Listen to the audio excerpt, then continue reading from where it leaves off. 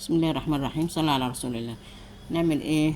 بلح الشام، عبار صغير كده، عبارة عن كوباية مية حطها تغلي، وعليها ربع كوباية زيت ورشة ملح صغنونة ومعلقتين سكر. ده هنسيبوه يغلي. هناخد كوباية الدقيق وعليها 3 معالق نشا، تمام، نحطها على النار ونعجنوهم بيها لحد ما تسيب العجينة الحلة بتاعتها، تمام. تسيبوها يبرد. بعد ما يبرد هناخد البيضتين نحطهم عليهم الفانيليا ونعملوهم بالمضرب، وبعد كده نصبهم عليه. خلاص نعجنوهم كويس كله فيه. بعد كده بعد ما تلميه وتعجنيه مع بعضه، هتاخديه وهتشكليه. تكوني عامله الزيت، مسخنه الزيت بس مش درجه عاليه قوي، تمام.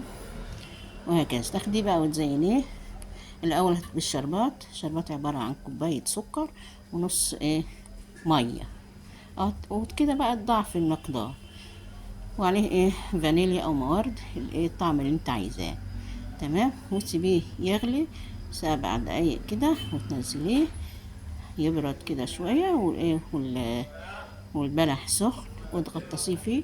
طلعيه. عايزه تزينيه بحاجات ديت، بجوز الهند، اللهم صل على النبي، الحاجات ديت فرماسيل والكلام ده اللي يعجبك بقى الذواق، او تحشيه كاستر او كده.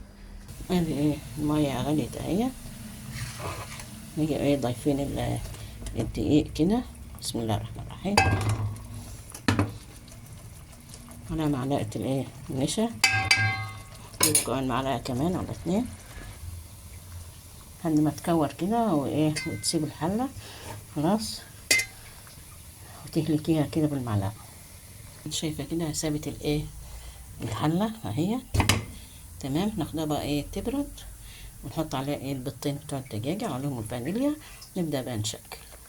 هنا حطيت البيضتين وعليهم الفانيليا والعجينة بردت، وهنحطهم بقى ونبدأ نشكل. حطيت العجينة اهي وهنبدأ نعجنها. شايفة العجينة بقت حلوة ازاي وملساء. خدها بقى على الزيت نقليها. شايفين يا جماعة حلاوة؟ شايفين الجمال؟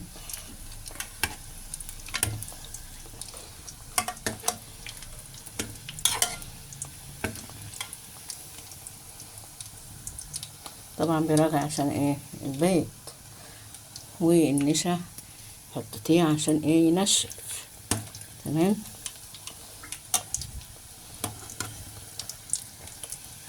خليه مقرمش بصراحة يعني، وبأمانة يعني.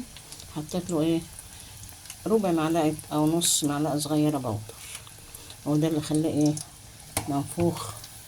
شايفين واحدة قد هوريها لكم قبل وهي نية عاملة ازاي، لان كمان ده ملقتش قمع بتاع ده. عملته بقمع البسكوت بس بقيت نعلمه يعني، مكيش بقولك اتصرف يعني.